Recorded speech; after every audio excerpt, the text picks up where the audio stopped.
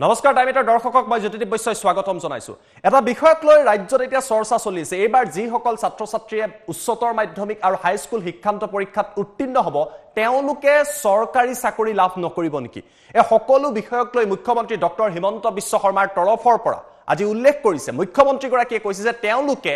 একমাত্ৰ টেটৰ চাকৰিৰ বাবেহে যোগ্য নহব তাক বাদ দি আন যিসমূহ চাকৰি আছে সকলো চাকৰি লাভ কৰিবলৈ সক্ষম হ'ব এই সকল ছাত্ৰ ছাত্ৰী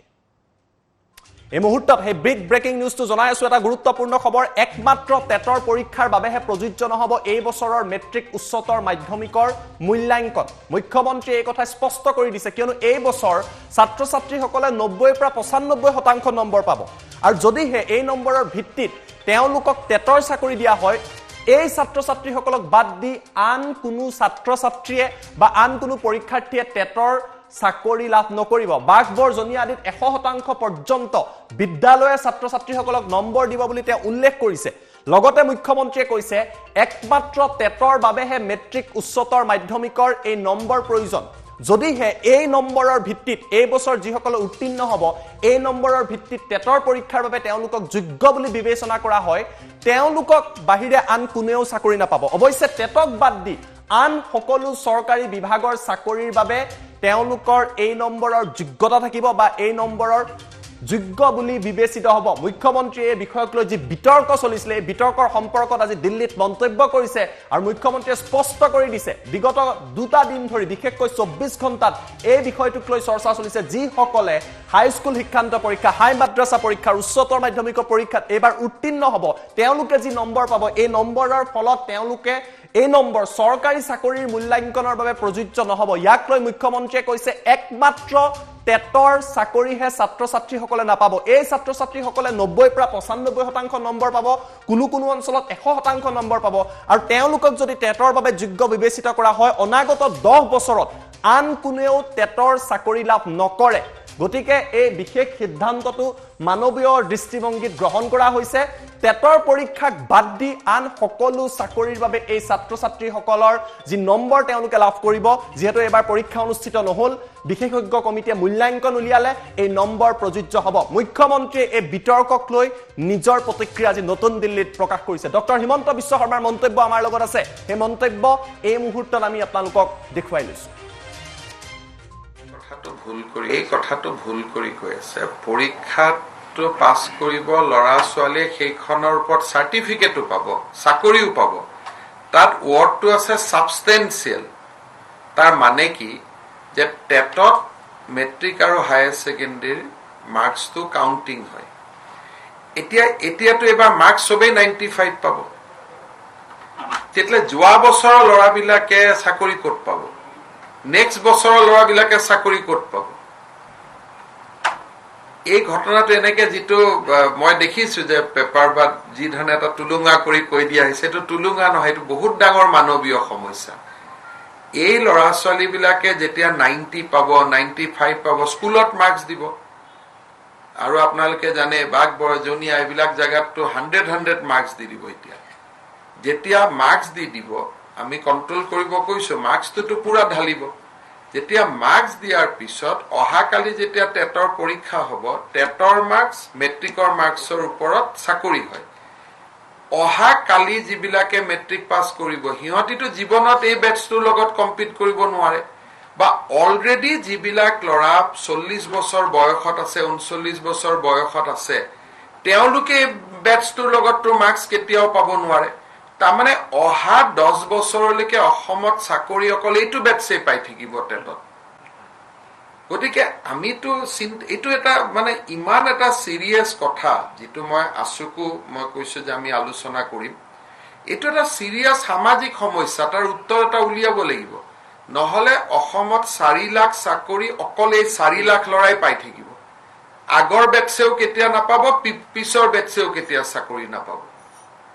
আমাৰ যিবিলাক ডেকা লৰা আজি এমপ্লয়মেন্ট এক্সচেঞ্জৰ নাম ভৰ্তি কৰিছে টেটত অহাবাৰ টেট দিম বুলি ভাবি আছে কোনেও চাকৰি নাপাব কাৰণ এওঁলোকৰ গুটে মাৰ্কস বিলাকত 90 95 100 মাৰ্কস থাকিব 100 লৈকে মাৰ্কস থাকিব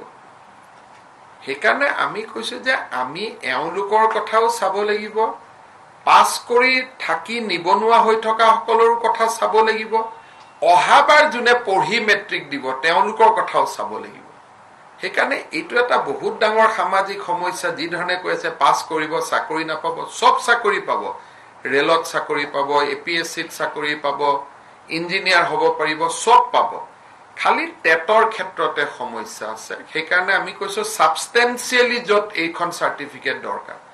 তেওঁলোকে কালি যদি এপিএছচি পৰীক্ষা এইখন সাৰ্টিফিকেটত পাব কাৰণ তাত মেট্ৰিকৰ মাৰ্কছটো কাউন্টিং নহয়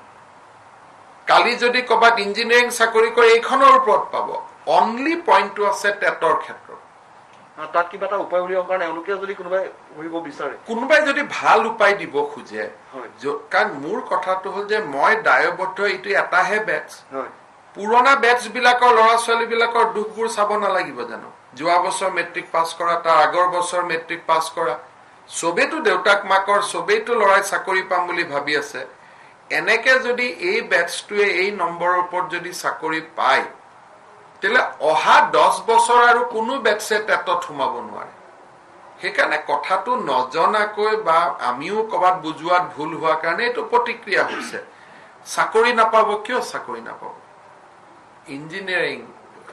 থাৰ্ড গ্ৰেড ফৰ্থ গ্ৰেড সব পাব খালি এটা চাকৰিতে সমস্যা আছে যে টেটৰ ক্ষেত্ৰত আমি কি কৰিম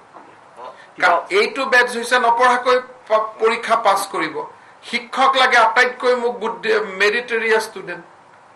গতিকে এটা পৰীক্ষাতে এইটো খেলি মেলি আৰু নহলে মোৰতো একো নাই মই কম যে ঠিক আছে পাও কিন্তু পুৰণা বেটছৰ ল'ৰাবিলাকেতো লগে লগে হাইকোৰ্ট যাব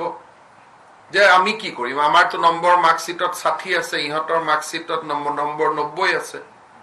সেইকাৰণে মই মোৰ সন্তান 5টা মইতো 5টাৰ কথা চিন্তা কৰিব লাগিব না বাকি চাকৰিত কোনো প্ৰশ্ন নাই নটিফিকেশনখনত লিখা আছে যত সাবস্টেন্সিয়েলি এই নম্বৰটো লাগে অসমৰ কোনো চাকৰিৰ ক্ষেত্ৰত মেট্ৰিক হাই সেকেন্ডাৰী নম্বৰ আমাক দৰকাৰ নাই কাৰণ সবতে ৰিটেন ইন্টাৰভিউ হয় সেইকাৰণে এইটো কোনো বিতৰ্কই নহয় এইটো বুজাল সবে বুজিব হয়তো অলপ আমাৰ ফালৰ পৰা বুজোৱাত অসুবিধা হৈছে মই গৈ পেলাই সকলোকে বুজাই দিম এই কথাটো ভুল কৰি কৈ আছে পৰীক্ষাত পাছ কৰিব লৰা ছোৱালীয়ে সেইখনৰ ওপৰত সাৰ্টিফিকেটো পাব চাকৰিও পাব তাত ওয়াৰ্ডটো আছে সাবস্টেন্সিয়েল তাৰ মানে কি যে টেটত মেট্ৰিক আৰু হায়াৰ সেকেন্ডাৰী মাৰ্কছটো কাউন্টিং হয় এতিয়াতো এবাৰ মাৰ্কছ সবেই 95 পাব তেতিয়া যোৱা বছৰৰ ল'ৰাবিলাকে চাকৰি ক'ত পাব নেক্সট বছৰৰ ল'ৰাবিলাকে চাকৰি ক'ত পাব এই ঘটনাটো এনেকে যেটো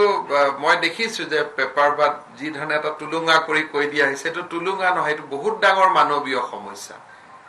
এই ল'ৰা ছোৱালী বিলাকে যেতিয়া 90 পাব 95 পাব স্কুলত মাৰ্কছ দিব আৰু আপোনালোকে জানে বাগ বৰজনীয়া এইবিলাক জায়গাতো 100 মাৰ্কছ দি দিব যেতিয়া মাৰ্কছ দি দিব আমি কন্ট্ৰোল কৰিব কৈছো মাৰ্কছটো পুৰা ঢালিব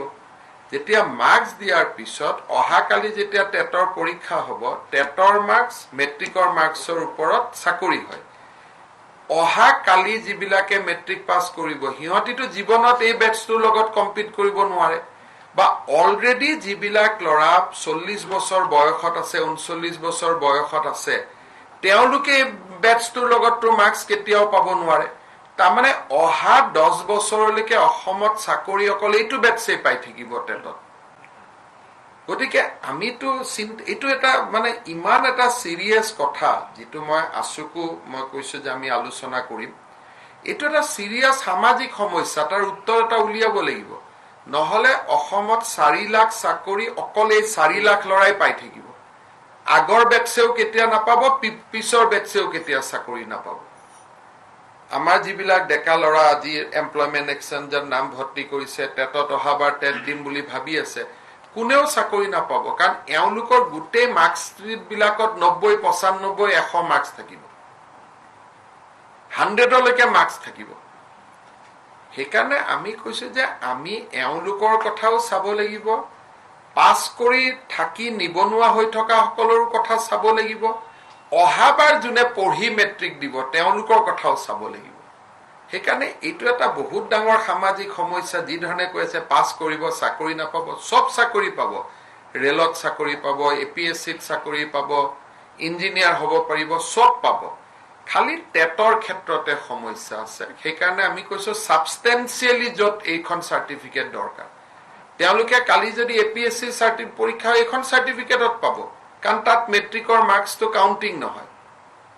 কালি যদি ক'ৰবাত ইঞ্জিনিয়াৰিং চাকৰি কৰে এইখনৰ ওপৰত পাব। অনলি পইণ্টটো আছে টেটৰ ক্ষেত্ৰত।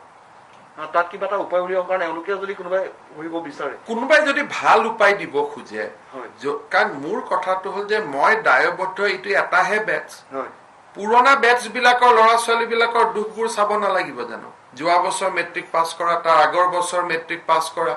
চবেইতো দেউতাক মাকৰ চবেইতো ল'ৰাই চাকৰি পাম বুলি ভাবি আছে। এনেকে যদি এই বেটছটোৱে এই নম্বৰৰ ওপৰত যদি চাকৰি পায়, তেতিয়াহ'লে অহা 10 বছৰ আৰু কোনো বেটছে টেটত সোমাব নোৱাৰে। সেইকাৰণে কথাটো নজনাকৈ বা আমিও ক'ৰবাত বুজোৱাত ভুল হোৱাৰ কাৰণে এইটো প্ৰতিক্ৰিয়া হৈছে। চাকৰি নাপাব, কিয় চাকৰি নাপাব? Engineering, 3rd grade, 4th grade চব পাব। খালি এটা চাকৰিতে সমস্যা আছে যে টেটৰ ক্ষেত্ৰত আমি কি কৰিম। এইটো বেটছ হৈছে নপঢ়াকৈ পৰীক্ষা পাছ কৰিব। শিক্ষক লাগে আটাইতকৈ মোক মেৰিটৰিয়াছ ষ্টুডেণ্ট। গতিকে এটা পৰীক্ষাতে এইটো খেলি মেলি, আৰু নহ'লে মোৰতো একো নাই, মই ক'ম যে ঠিক আছে পাওক। কিন্তু পুৰণা বেটছৰ ল'ৰাবিলাকেতো লগে লগে হাইকোৰ্ট যাব যে আমি কি কৰিম, আমাৰতো নম্বৰ মাৰ্কশ্বিটত 60 আছে, ইহঁতৰ মাৰ্কশ্বিটত নম্বৰ 90 আছে। সেইকাৰণে মোৰ সন্তান 5টা, মইতো 5টাৰ কথা চিন্তা কৰিব লাগিব না। বাকী চাকৰিত কোনো প্ৰশ্ন নাই, নটিফিকেশ্যনখনত লিখা আছে য'ত সাবষ্টেন্সিয়েলি এই নম্বৰটো লাগে। অসমৰ কোনো চাকৰিৰ ক্ষেত্ৰত মেট্ৰিক হায়াৰ ছেকেণ্ডেৰী নম্বৰ আমাক দৰকাৰ নাই, কাৰণ চবতে ৰিটেন ইণ্টাৰভিউ হয়। সেইকাৰণে এইটো কোনো বিতৰ্কই নহয়, এইটো বুজালে চবেই বুজিব। হয়তো অলপ আমাৰ ফালৰ পৰা বুজোৱাত অসুবিধা হৈছে, মই গৈ পেলাই সকলোকে বুজাই দিম।